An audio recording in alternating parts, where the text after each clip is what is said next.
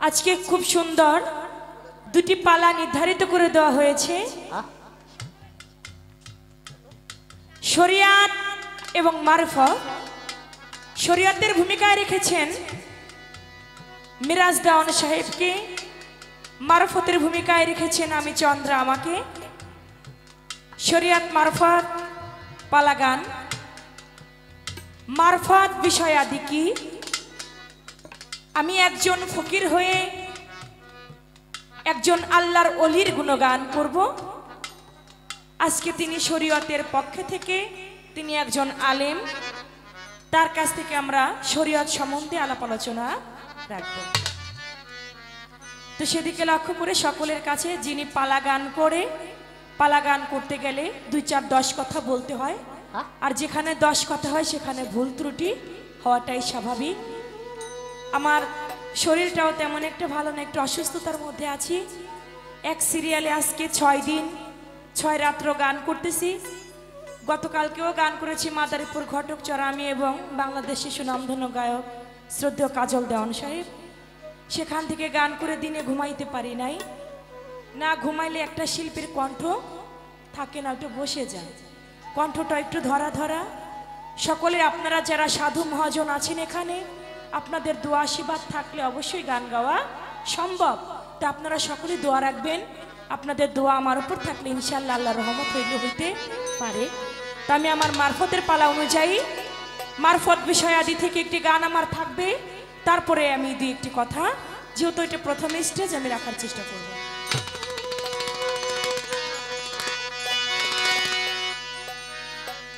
রব কোথায় তোর মাবুদকে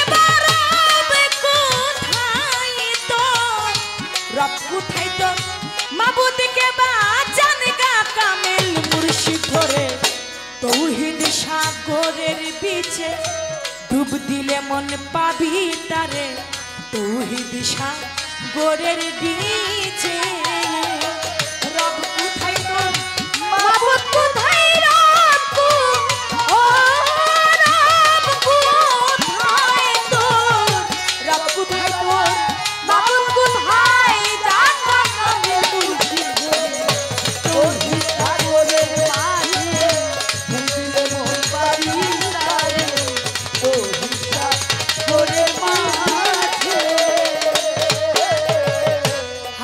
কুরসিতে ফরমায় আছেন আপে মাওলা রাব্বানি।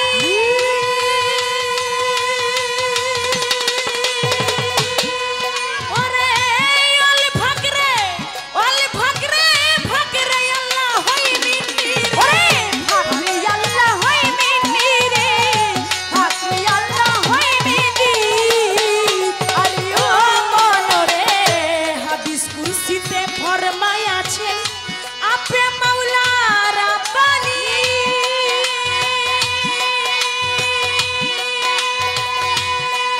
ওরে অল ফাকরে আল্লাহ হই মিন্নি রে, ফাকরে আল্লাহ হই মিন্নি। আল্লাহ কয় ফকির রয়া মারি ভিতরে, ফকির রয়া মার ভিতরে, ফকির রয়া মারি ভিতর, আমি রই ফকিরের ভিতরে তৌহিদ সাগরের নিচে ডুব দিলে মন পাবি মাওলা রে তৌহিদ সাগরের বিচে। রব কোথায় তোর মাবুদ কোথায় রব, ও রব কোথায় তোর, রব কোথায় তোর মাবুদ কোথায় জানগা কামিল মুর্শিদ তৌহিদ সাগরের মাঝে ডুব দিলে মন পাবি তারে তৌহিদ সাগরের মাঝে। দমের ঘরে লাগাও চাবি, যার যার মুর্শিদের মর যোগ ধরে।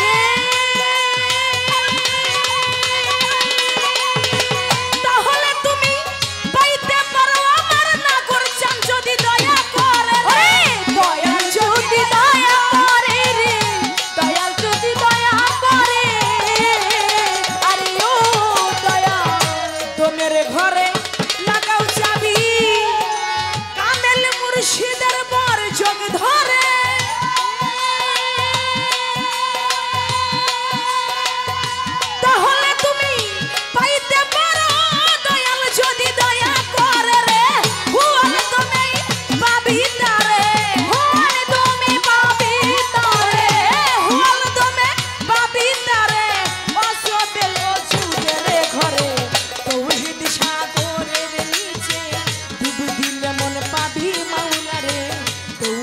সাগরের বিচে রবকে বাদন বাবুকে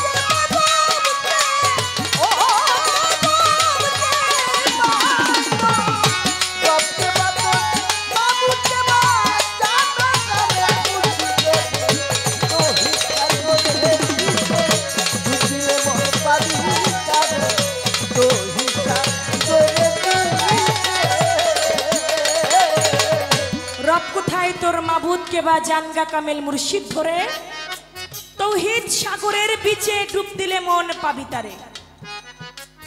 হাদিস কুরসিতে ফরমায় আছেন আপে মাওলা রাব্বানি অল ফাকরে ফাকরে আল্লাহ হয় মিন্নি। আল্লাহ কয় ফকির রয় আমার ভিতর, আমি রই ফকিরের ভিতরে। তৌহিদ সাগরের বিচে ডুব দিলে মন পাবি তারে। মারাথনিস ফতত্থ খুঁজা নিজকে নিজে তৌহিদ করিয়াছি না জানার নাম হচ্ছে মারফত। মারফত আমার আল্লাহর কাছে, আল্লাহ হতে আমার দিনের দেওয়ানা হুজুর পাক সাল্লাল্লাহু আলাইহি সাল্লাম, তার থেকে মাওলা আলী করিমুল্লাহ জহু, হযরত আলী থেকে সারা বিশ্বের পীর কামেল ওলি আউলিয়াগণ ফকিরগণের কাছেই আছে মারফত। ফে কাপ ইয়া রে, ফেতে ফানা ফিল্লা রেতে রেজা বন্দি ইয়াতে ইলাহি কাপেতে কিনা, এই চারটা হরফ মিলে হয় একজন ফকির। আজকে সেই ফকিরের পালা আমার, তা সেখান থেকে আমার একটি গান হয়ে গেল।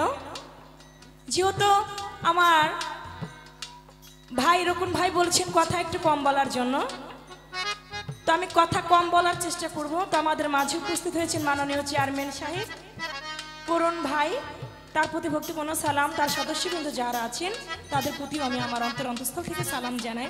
আসসালামু আলাইকুম। প্রশ্ন থাকবে আপনার কাছে, এই শরিয়াত আমার দয়াল নবীর যে শরিয়তটা, আপনি যে শরিয়ত গাইবেন, এখান থেকে আপনার কাছে আমার প্রশ্ন থাকবে, শরিয়তের নামাজ রোজা হজ যাকাত কালেমা এটা নাকি শরীয়তের পঞ্চ বেনা। তো এই শরীয়তের পঞ্চ বেনা যদি নামাজ রোজা হজ যাকাত কালেমা হয়, আমি প্রথম নামাজ থেকে আপনার কাছে একটু জানতে চাইব। আমার দিনের দেওয়ানা হুজুর পাক সাল্লাল্লাহু আলাইহি সাল্লাম, তিনি প্রতি সপ্তাহে একটা মসজিদ ঘরে তিনি নামাজ পড়তেন। যখন তিনি ওই মসজিদে নামাজ পড়তেন, তার পিছনে যারা নামাজ পড়তেন সবারই হজের পরিমাণ নেক তাদের হয়ে যেত। আপনি বলবেন সেই মসজিদটা কোন মসজিদ, সেই মসজিদের নাম কি? সেটা কিন্তু মক্কা কাবা ঘর না, কাবা ঘরের বাইরেও একটা মসজিদ ছিল, যে মসজিদ ঘরে নামাজ আমার দয়াল নবী সাহাবাগণদেরকে নিয়ে পড়েছেন। তাতে হজ করলে যে স্বভাব হয় সেই স্বভাবটাই হয়েছিল। সেখানে কয় রেকাত নামাজ পড়েছিল এবং কাদের নিয়ে নামাজটা তিনি, সেখানে কয়জন ব্যক্তি তারা নামাজ পড়েছিল, যেখানে নামাজ পড়লে হজের নেক হয়ে যায়। এই একটা কথা।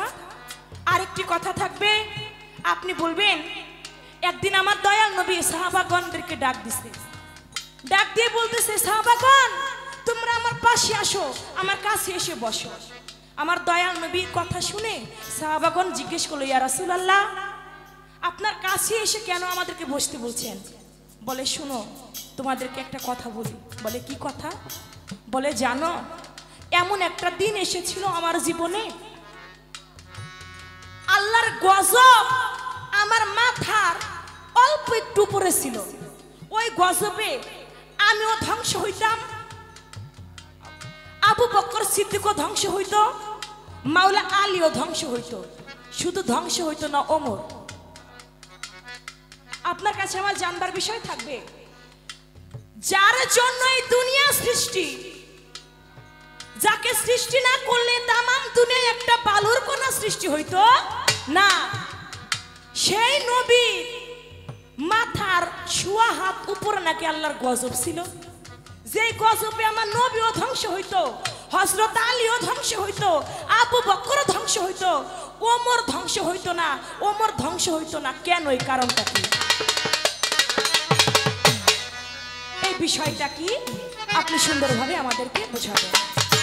রবকে বাতন মাবুদে রবকে ও রবকে রবকে বাতন মাবুদে ভাই জাগাতে মুর্শিদে তোহি সাগরের মাঝে ডুবিয়ে মন পাবি তারি তোহি সাগরের মাঝে বাজান দমের ঘরে লাগাও চাবি, অন্ধ লোকে বুঝবে কি আর প্রদীপেরই ঠিকানা।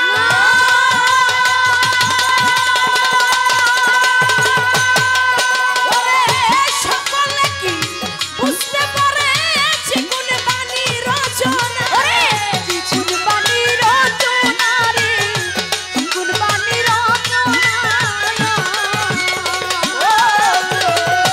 অন্ধ লোকে বুঝবে কি আর প্রদীপেরই ঠিকানা।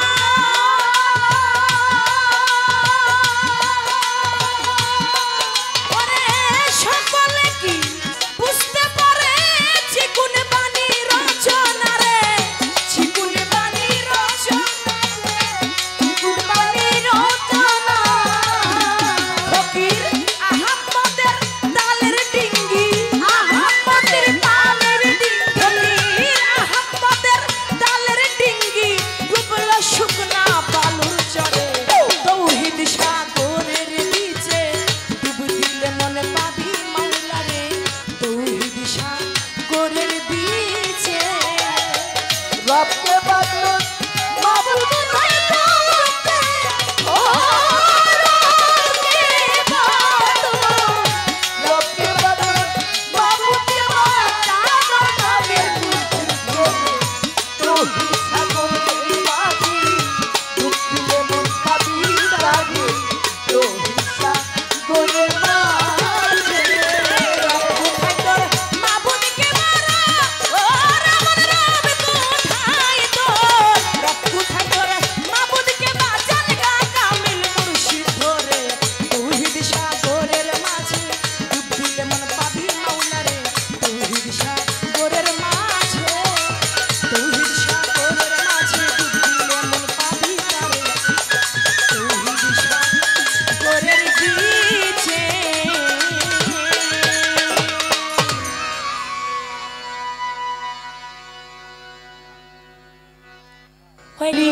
দয়াল বাবা আল্লাহর ওলি, ও না করছেন তুমি আল্লাহ রাউলিয়া।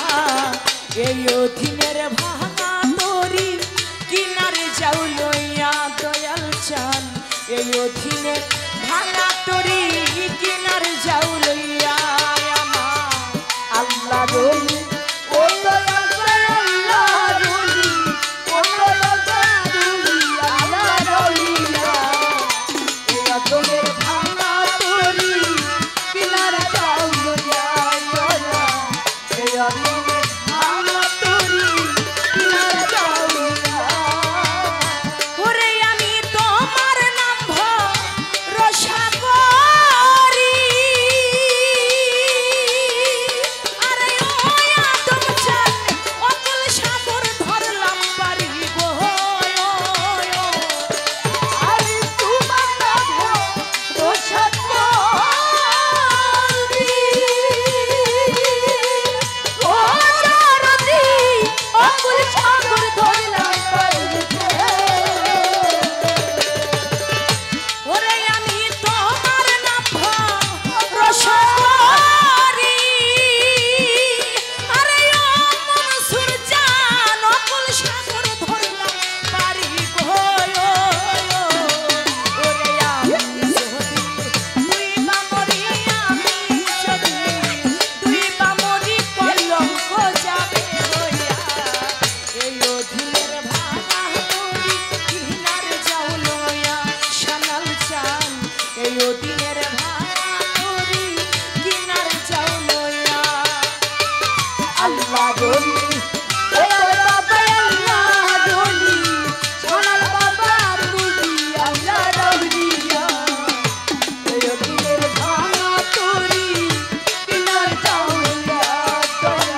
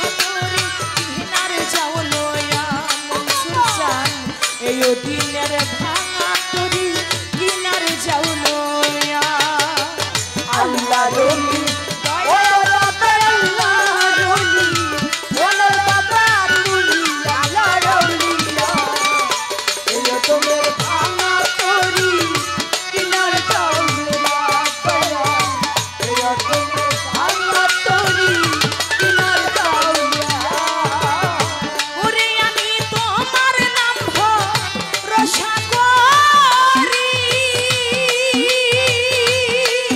আরে ও সজীব চাঁদ অকুল সাগর ধরলাম পারি গো ওরে তোমার নাম ভরসা করি আরে ও দরদি আকুল সাগর ধরলাম পারি গো আমি তোমার নাম ভরসা করি আরে ও দয়াল চাঁদ অকুল সাগর ধরলাম পারি গো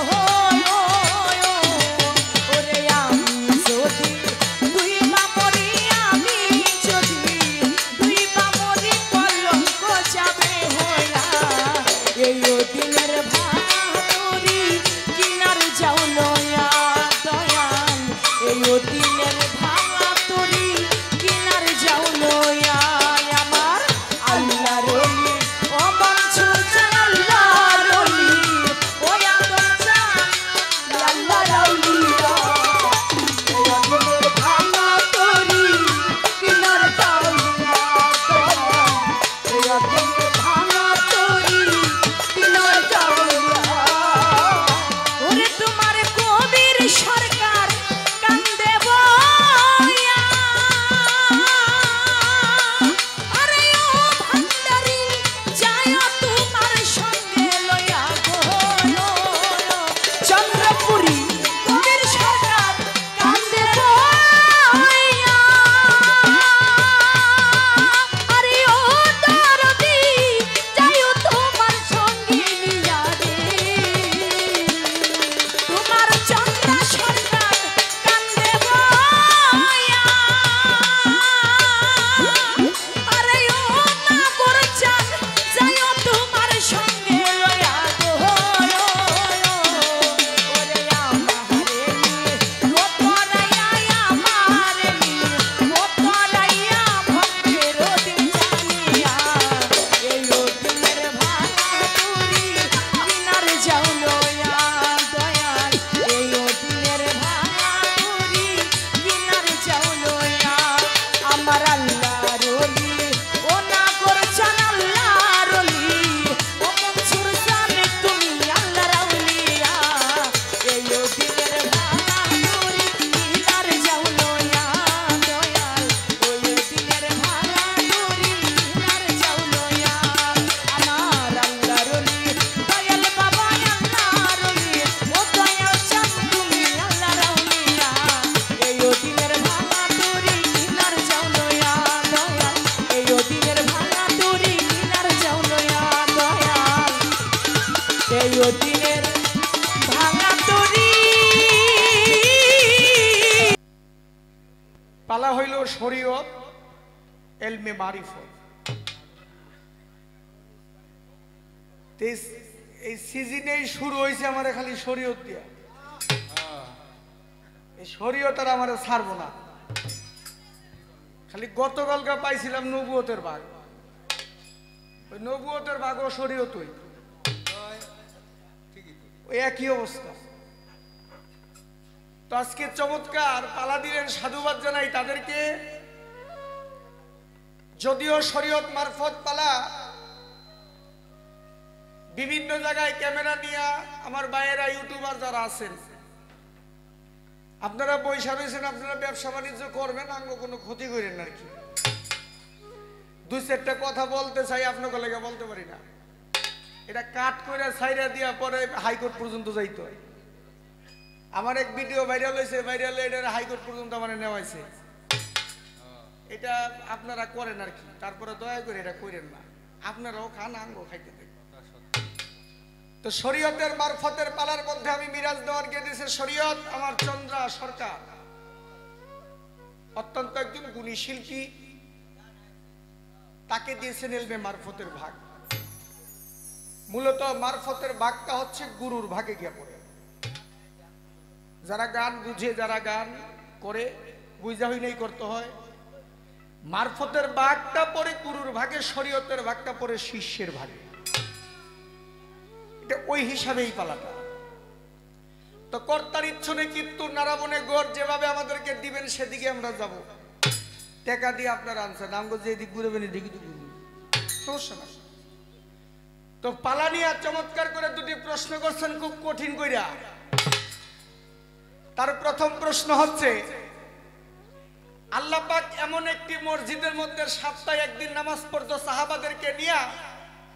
ওই নবী মুহাম্মদ রাসূলুল্লাহ সপ্তাহে একদিন ওই মসজিদের মধ্যে সাহাবাদেরকে নিয়ে যখন নামাজ সালাত আদায় করতেন, একটা হজের সওয়াব হয়ে যেত। এটা কোন মসজিদ? এ কতজন সাহাবাদেরকে নিয়ে? তার দ্বিতীয় নাম্বার প্রশ্ন, আল্লাহর নবী একদিন বলতেছে মাওলা আলীকে ডাক দিয়ে, আলী তুমি কি জানো এমন একটি গজব আমাদের মাথার উপরে নাজিল হয়েছিল, ওই গজবটা যদি আল্লাহ পাক আমাকে না জানাইতো তাহলে আমিও ধ্বংস হইতাম, তুমিও ধ্বংস হইতা, খালি একমাত্র হযরত ওমর ধ্বংস হইতো না। এই দুইটা প্রশ্নই খুব জটিল প্রশ্ন, খুব কায়দা কইরা করছে। আমিও চাই এরকম কায়দা করে না করলে মাথা মতো খেলে না। প্রশ্ন করলে তো করার মতনই করতে হবে। তো তুমিও গন্ডি দিয়ে থাকো।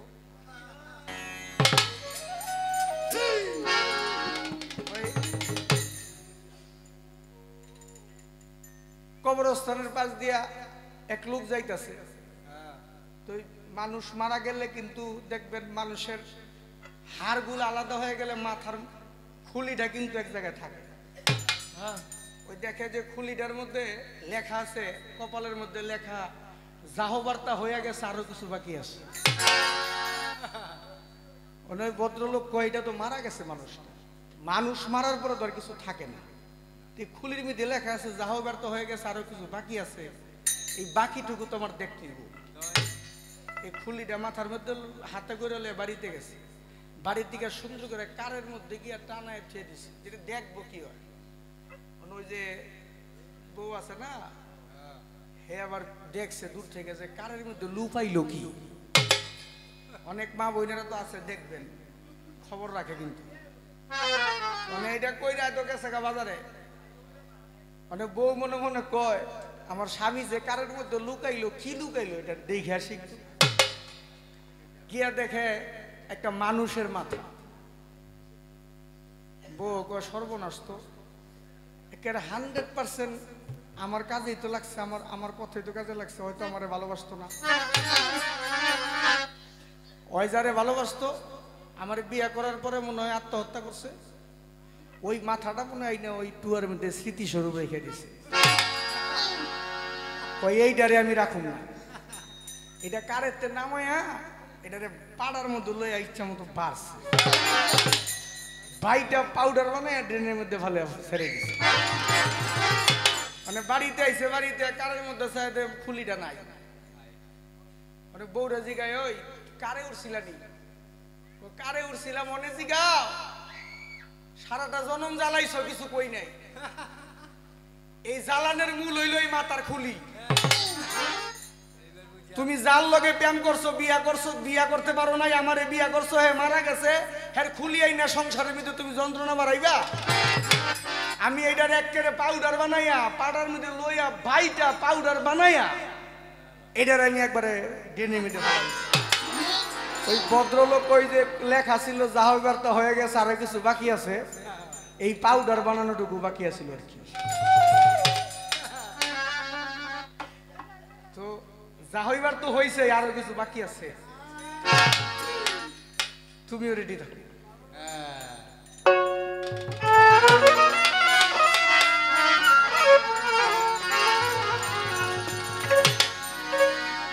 আইনি বেজিলেন রাসূলুল্লাহ,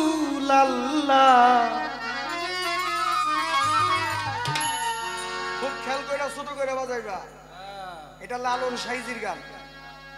শরীয়ত যখন গাবো আমি কিন্তু কোনো ওহাবি মতবাদের আলেম আজকা না, আমি একজন সুফি সুন্নি আলেম হয়ে গান করতে চাই, তরিকাপন্থী লোক এখানে আছে, আমার কোনো কথায় যাতে তরিকার জগতের মানুষের হৃদয়ের মধ্যে কোনো কষ্ট না পায়, আমি ওই হিসাবেই কথা বলবো। যার জন্য ওই বকশিসের চিন্তা করে খালি বাইরেও না, হিসাব করে কথা বলবা, হিসাব করে গান করবা। 10টা না গায়ে 2টা গামো, ওই 2টা যে গানের মতো গান হয়। আইনি বেজিলেন রাসূলুল্লাহ মুখে পড়ে সদা লা ইলাহা ইল্লাল্লাহ। লালন সাইদি বলছেন লা ইলাহা ইল্লাল্লাহ মুহাম্মাদুর রাসূলুল্লাহ সাল্লাল্লাহু আলাইহি ওয়াসাল্লাম। শরীয়ত মানে কি? নামাজ রোজা হজ যাকাত কালেমা শরীয়ত না, এটা শরীয়তের কর্ম পঞ্চবেনা। শরীয়ত হচ্ছে সরা শব্দ ধাতু হইতে, শরীয়ত শব্দের উৎপত্তি, সরা মানে আইন। কার আইন? আল্লাহর আইন, নবীর আইন। এই আইন যারা মেনে চলে তারা শরীয়ত পালন করে। আল্লাহ বলেছে শরীয়তে আকওয়ালিহি, যথা আমার হুকুম, যে আমার হুকুম পালন করলো, যে আমার হুকুম রক্ষা করলো, সে শরীয়ত পালন করলো। আল্লাহর নবী বলে গেছে যদি কেউ আকাশ দিয়ে উড়ে যায় তারে বিশ্বাস করিও না, সমুদ্র দিয়ে হাইটা যায় তারে বিশ্বাস করিও না।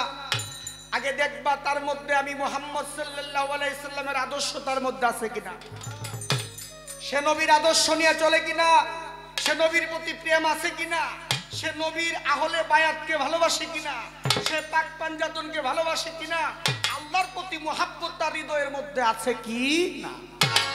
নাইলে কুফরি কইরা অনেক কিছু করতে মানুষ পারে। বান দিয়ে মানুষ মেরে লায়, মারে না? মারে না? কিছুদিন আগে একটা ভিডিওর মধ্যে দেখছি যে বান মারছে, টাইম দিছে মাত্র 12 দিনের। এই 12 দিন পরে মানুষটা মারা গেছে।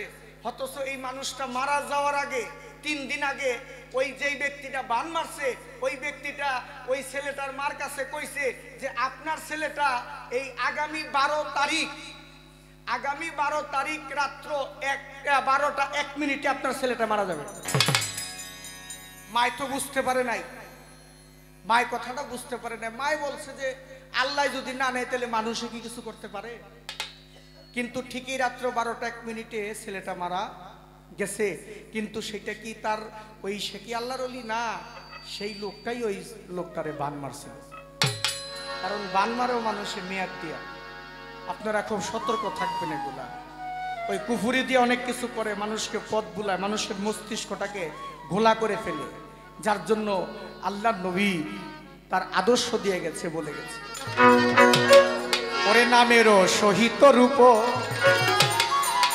তুমি ধ্যানে রাখিয়া জপ, ওরে নামেরও সহিত রূপ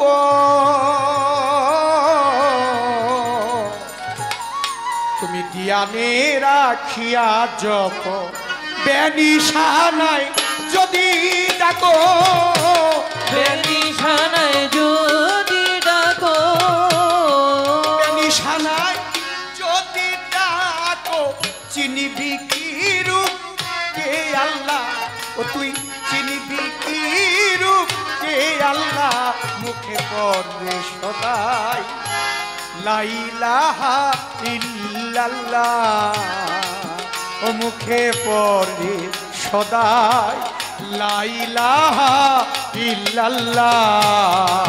ওই ভেজিলেন রাসূলুল্লাহ, ভেজিলেন রাসূলুল্লাহ, মুখে পড়ে সদা লা ইলাহা ইল্লাল্লাহ, মুখে পড়ে সদা লা ইলাহা ইল্লাল্লাহ। লা শরীক যা নিয়া তাকে পরকালাম দিলে মুখে, লা শরীক জানিয়া তাকে পরকালাম দিলে মুখে, লা শরীক যা নিয়া তাকে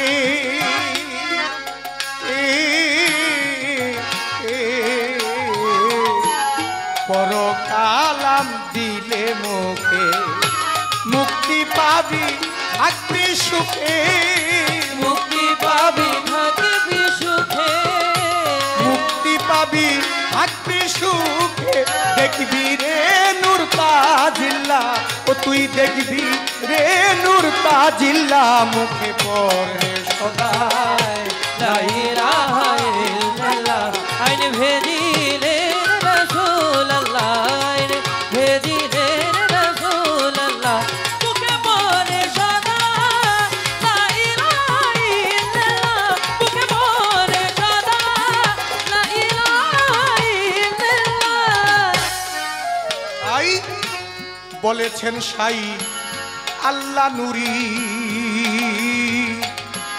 এ জিকিরের দরজা ভারী বলেছেন সেই আল্লাহ নূরি এ জিকিরের মর্যাদা ভারী বলেছেন সাই আল্লাহ নুরি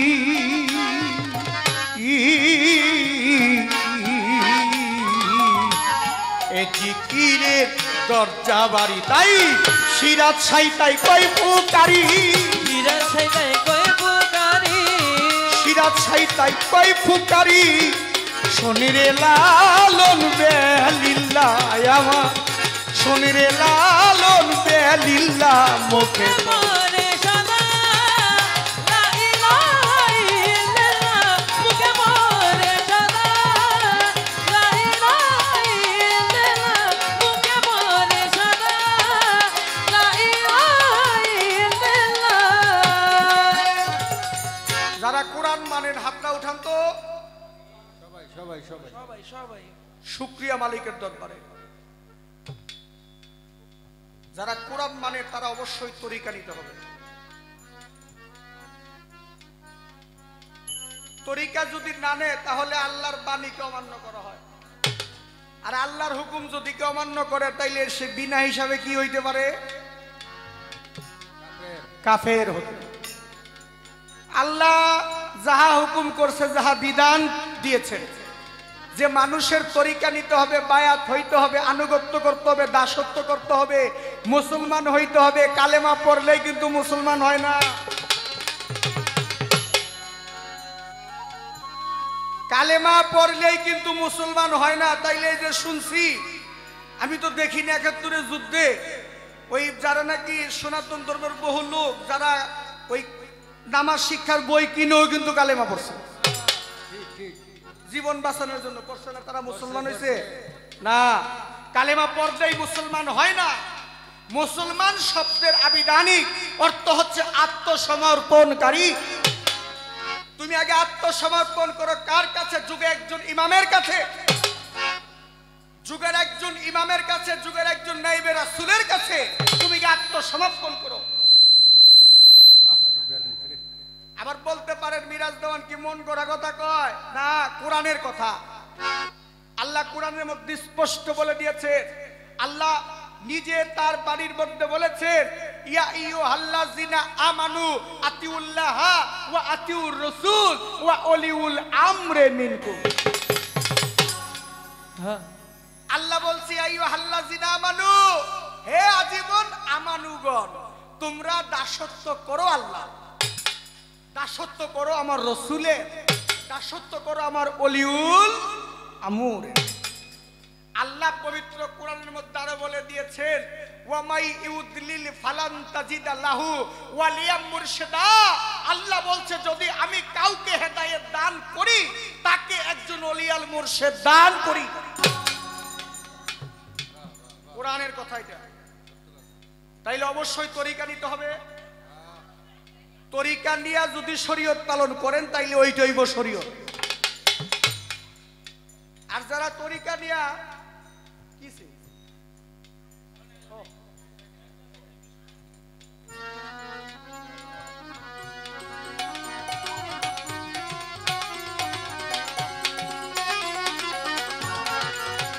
তাই যারা তরিকা নিয়ে শরীয়ত করেন ওইটাইব শরীয়ত রাসূলের হুকুম আপনার নামাজ পড়বেন নামাজ পড়লে আপনার অবশ্যই নামাজ পড়তে হবে আপনার অবশ্যই রোজা রাখতে হবে, অবশ্যই আপনার হজ করতে হবে, যাকাত দিতে হবে। যদি আপনি এই নামাজের শরীয়তের আইন কানুন আপনি না মানেন, তাহলে আপনি রাসূলের আদর্শ মানবেন না। তো রাসূলের আদর্শ মানতে হইলে যাহা রাসূল বিধান রেখে গেছে, আল্লাহর বিধান, ওই রাসূলের বিধান, সেইটা আমাদের মানতে হবে, মাইনা তারপরে আমাদের শরীয়ত করতে হবে।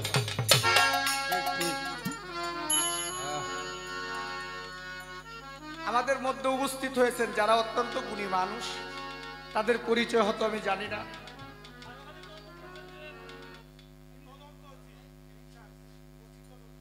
আমাদের কোন থানা এটা? হ্যাঁ, নবাবগঞ্জ,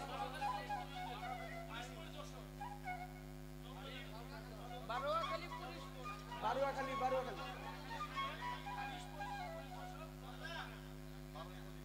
আচ্ছা, আমাদের সম্মানিত যে বারুয়াখালী ইউনিয়ন, আমাদের তজন্ত সিসা এসেছেন আমাদের মাঝে, তার নামটা আমাদের কাজী রমজানুল হক।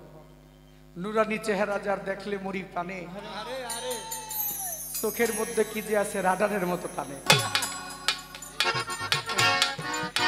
দেখলেই কেমন জানি লাগে। তারা অনেক পরিশ্রম করে দেশের জন্য, এত পরিশ্রম করে আমরা যখন গানে যাই তাদের দেখি যে রাত্র জায়গা এই দেশের রক্ষার জন্য, জাতির রক্ষার জন্য, জাতিকে বিপদ আপদ থেকে অনেক হেফাজতে রাখার জন্য আল্লাহর পরে তারা এই দেশকে রক্ষা করেন। তাই তারা অনেক শ্রদ্ধার পাত্র, তাদেরকে ভক্তি শ্রদ্ধা করি। তাই চমৎকার করে প্রশ্ন করলেন আমার কাছে দুইটা। তার প্রথম প্রশ্ন হচ্ছে, আল্লাহর নবী একটা মসজিদের মধ্যে সপ্তাহে একদিন নামাজ পড়তেন, ওই মসজিদটা কোথায়? যেই মসজিদের মধ্যে একদিন নামাজ পড়লে, এক ওয়াক্ত নামাজ পড়লে, ওই নামাজে মানুষের জন্য হজে উমরার সওয়াব পালন হয়ে যায়। সুবহানাল্লাহ। বাজান, হজ জায়েজ করছে কাগজের জন্য, বড় লোকের জন্য না। হ্যাঁ, যাগো টাকা পয়সা আছে, তাই তো। গরিবের জন্য কি তাহলে হজ জায়েজ নাই? আছে না? আপনারা কোন জায়গায় গেলে গরিবের হজটা হয়?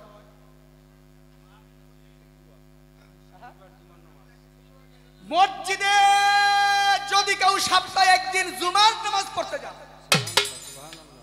প্রতি শুক্রবার জুমার একদিন জুমার নামাজ যদি আপনারা পড়তে যান, আমি মিরাজ দেওয়ান যদি শিল্পী হয়ে থাকি, অনেকে মনে করে শিল্পীরা মনে নামাজ পড়ে না।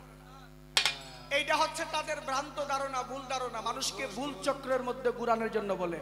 আমি মিরাজ দেওয়ার নামাজ পড়ি ইনশাআল্লাহ, আমার দয়াল বলছে নামাজ পড়বা। নামাজ পড়লে শুধু আত্মিক উন্নতি হয় না, নামাজ পড়লে দেহের উপকার আছে। এই যে আমরা নামাজ পড়ি, 5 ওয়াক্ত নামাজ পড়ি, এটা শরীরের অনেক উপকার আছে, এক্সারসাইজ হচ্ছে।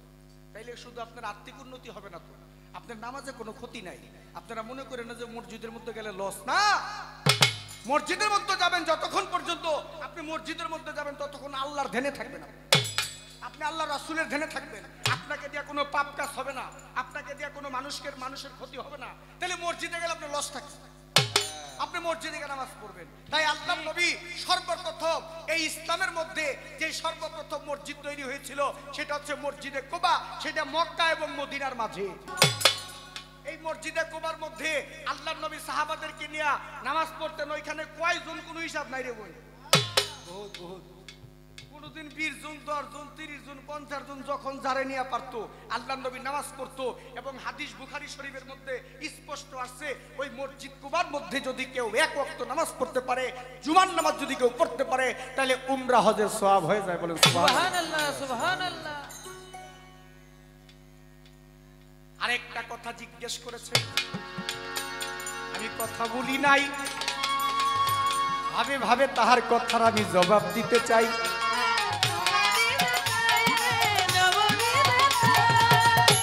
আমার আল্লাহর নবীকে মারার জন্য চক্রান্ত করেছিল এক ইহুদি গুপ্ত, আমি বলি সবার দ্বারে।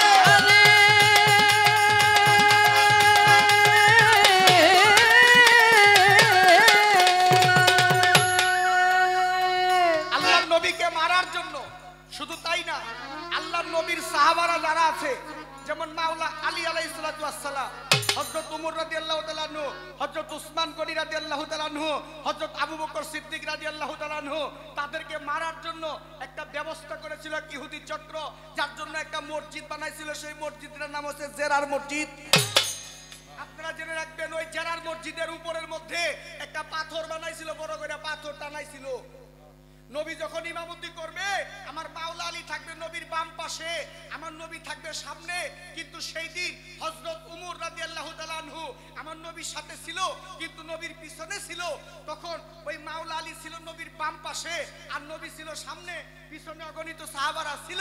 কিন্তু আল্লাহর নবীকে দাওয়াত করেছিল, নবী আপনি মসজিদটা গিয়ে উদ্বোধন করে দিয়ে আসবেন। ওই মসজিদ উদ্বোধন করতে গিয়া আল্লাহর নবী যখন মসজিদের মধ্যে প্রবেশ করব, তখন আল্লাহর জিবরাইল বলেছে, নবী আপনি মসজিদের ভিতরে প্রবেশ কইরেন না। আপনি চিন্তা করে দেখেন, ইহুদিরা আপনাকে মারার জন্য, আপনার সাহাবাদেরকে মারার জন্য চক্রান্ত করেছে।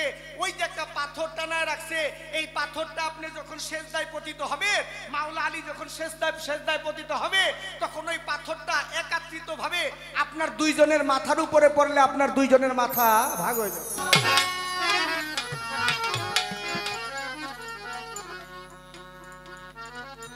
আল্লাহর নবী সেই মসজিদটাকে পুরাই দিছিল। সেদিন আল্লাহর নবী বলছিল, আলী তোমরা কি জানো যে গজব মাথার উপরে ছিল, যদি ওই গজব আমার আর তোমার মাথার উপরে পড়তো, তাহলে আমি আর তুমি ধ্বংস হইতাম, হযরত উমর ধ্বংস হইতো না, কারণ হযরত উমর ছিল তাদের পিছনে।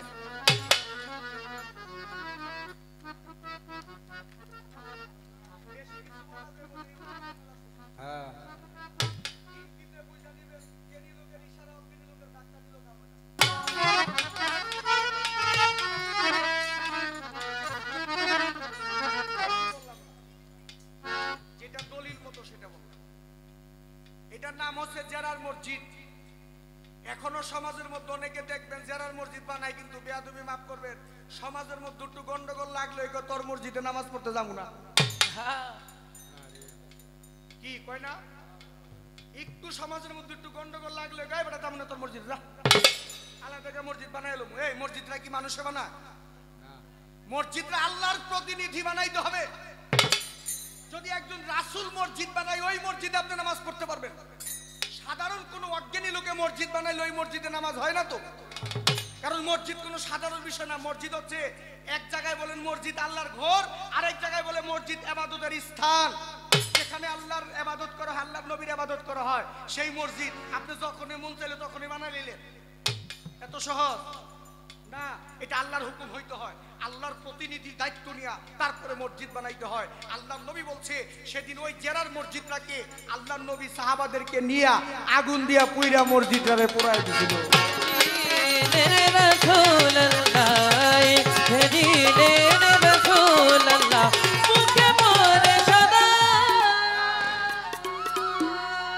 আমি কইছিলাম না আমার বইনও রেডি থাকবে। মাওলা আলী হচ্ছে শরীয়তের বাগ, মারফতের চেরাগ। শরীয়তের বাগ, মারফতের চেরাগ। শুধু তাই না, আল্লাহর নবী মাওলা আলী সম্পর্কে যা বলে গেছে, আল্লাহর নবী বলছে, যদি মাওলা আলী সম্পর্কে আমি কিছু বলতে চাই, তাহলে মদিনার রাস্তা দিয়ে মাওলা আলী হাঁটতে পারবে না, কারণ মাওলা আলীর পায়ের ধুলি নেওয়ার জন্য অগণিত মানুষ পথে দাঁড়ায় থাকে। আল্লাহর নবী বলছে, আনা মদিনাতুল ইলমি ওয়া লিবাবুহা, আমার নবী বলছে, আমি হচ্ছে ইলমের শহর, আমার মাওলা আলী হচ্ছে সেই শহরের দরজা। তোমরা যদি আমার ইলমের শহরে পৌঁছাইতে চাও, আমার আলীর দরজা দিয়ে প্রবেশ করো। প্রশ্ন আপনার কাছে, আপনি বলবেন তো, আমার মাওলা আলীর কারণে, মাওলা আলীর কারণে আল্লাহ নিজে তার আইন ভঙ্গ করছে একদিন।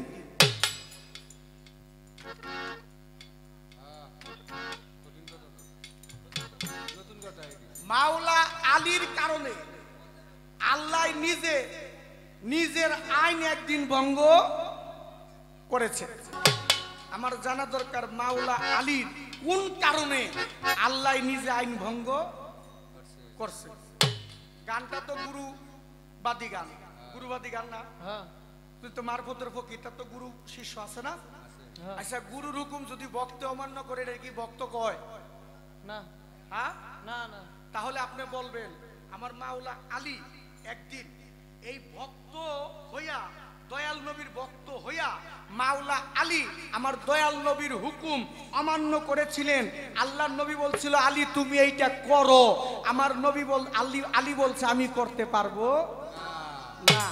এই আল্লাহর নবীর হুকুম আলী না করাতে, হুকুম পালন না করাতে, যার জন্য আল্লাহ নিজে মাওলা আলীকে একটা পুরস্কার দিয়েছিল এবং নিজে আমার দয়াল নবী খুশি হয়েছিল আমার মাওলা আলীর প্রতি। আমার একটু জানার বিষয় কোন হুকুমটা মাওলা আলী পালন করে নাই?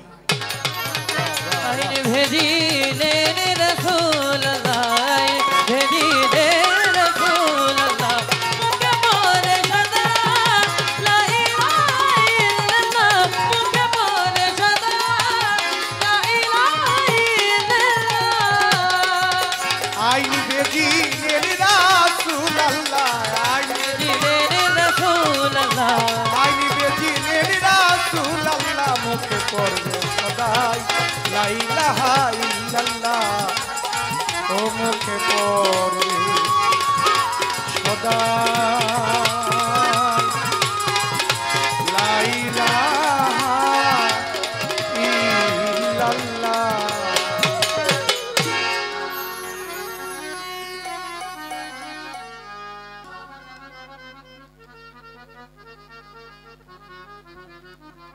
মেষের পালে সোনার মানুষ মেষের পালে সোনার মানুষ উদয় আরব দেশে রে চলছে বনের পাশে খালিয়ার বেশে রে ওরে মেষের পালে সোনার মানুষ মেষের পালে সোনার মানুষ উদয় আরব দেশে রে চলছে বনের পাশে খালিয়ার বেশে রে মেষের পালে সোনার মানুষ মেষের পালে সোনার মানুষ উদয় আরব দেশে রে চলছে বনের মাঝে রাখা দিয়ে ভেসে রে রাখা দিয়ে ভেসে রে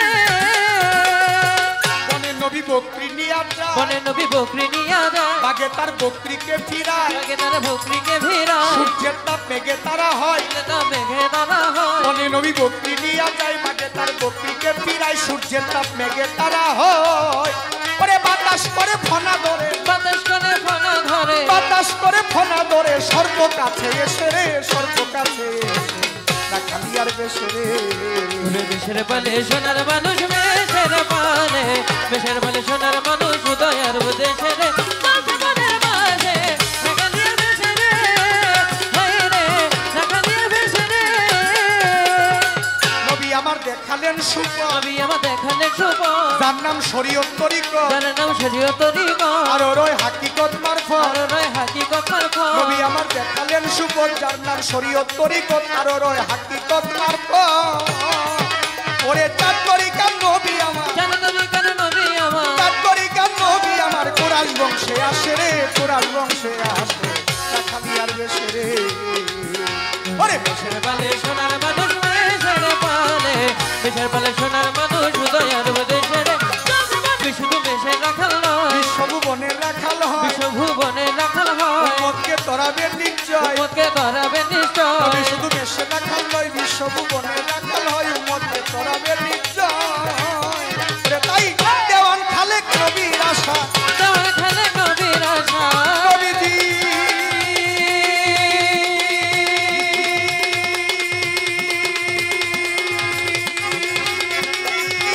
নবীজি নবীজি ও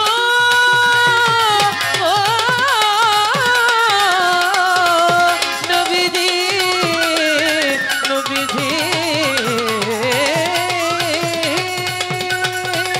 ওরে দেওয়ান খালেক নবীর আশা তোমার খালে নবীর আশা দেওয়ান খালেক নবীর আশায় ঘুরছে দেশে দেশে রে ঘুরছে দেশে দেশে খালিয়ার দেশে রে ওরে দেশের পালে সোনার মানুষ দেশের পালে সোনার মানুষ দয়ার দেশে চলছে বনের পাশে খালিয়ার দেশে রে ওরে দেশের পালে সোনার মানুষ দেশের পালে সোনার মানুষ দয়ার দেশেরই নবী চলছে বনের পাশে ওই রাখা কালিয়ার দেশে রে